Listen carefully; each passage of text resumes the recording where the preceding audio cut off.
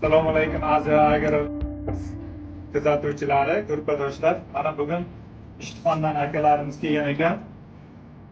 O'shaga gibrid, original gibridlarimizdan berdik. Hamda original impaklarimizdan berdik.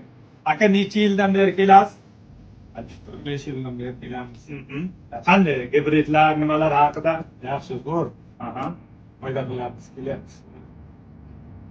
Aka sizdan o'z fikrlaringizni aytib o'ting. 5-6 yildan beri shu do'kondan mahsulotlar olamiz. Hamma narsasi original.